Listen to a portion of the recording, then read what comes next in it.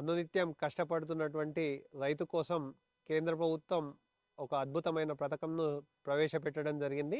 PM Kisan Samman Nidhi అనే పథకం ద్వారా రైతు యొక్క ఖాతాల్లో 6,000 రూపాయలను 3 విడతల రూపంలో ప్రతి విడతకు 2,000 రూపాయల చొప్పున వారి ఖాతాల్లో జమ చేయడం జరుగుతుంది.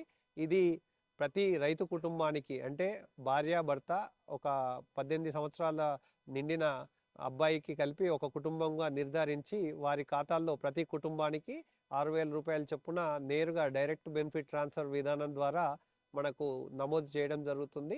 దీనికోసం ఎవరైతే రైతులు 31/1/2019 సంవత్సరంలోపు పట్టాదారు పాస్ పుస్తకం కలిగిన రైతు కుటుంబం అంతా కూడా దీనికి అర్హులు. దీనికోసం మా వ్యవసాయ శాఖ ద్వారా మేమంతా కూడా ఆన్లైన్ విధానం ద్వారా పంట వివరాలను సేకరించి వారు ఎవరెవరు తల్లి, తండ్రి, భర్త, అదేవిధంగా కొడుకుకు సంబంధించిన ఫ్యామిలీ గ్రూపింగ్ చేసి కుటుంబ నిర్ధారణ చేయడం జరిగింది. వారందరికీ కూడా ప్రతి విడత 2,000 రూపాయల చొప్పున 3 విడతల్లో 6,000 రూపాయల చొప్పున సంవత్సరానికి 3 విడతల్లో ఈ నిధులు అందజేయడం జరుగుతుంది. ఈ నిధుల యొక్క స్టేటస్ను తెలుసుకోవడానికి వ్యవసాయ శాఖ ద్వారా అందుబాటులో ఉంటుంది. అదేవిధంగా సాధారణ ప్రజానికం కూడా వారి యొక్క ఆధార్ నంబర్ను కానీ లేదంటే ఈ రిజిస్ట్రేషన్ ఐడి నంబర్ ఉంటుంది.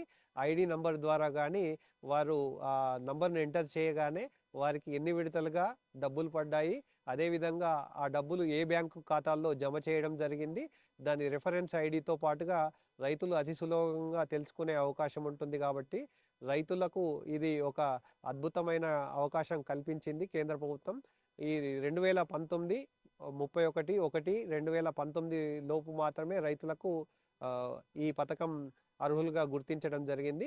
ఎవరైనా ప్రమాదవశాత్తు వ్యక్తి చనిపోయినట్టయితే ఆ వ్యక్తి యొక్క కుమారులకు ఏదైతే భూమి పౌతి ద్వారా అందజేయబడుతుందో వారి వారసులకు కూడా ఈ పథకం వర్తిస్తుంది.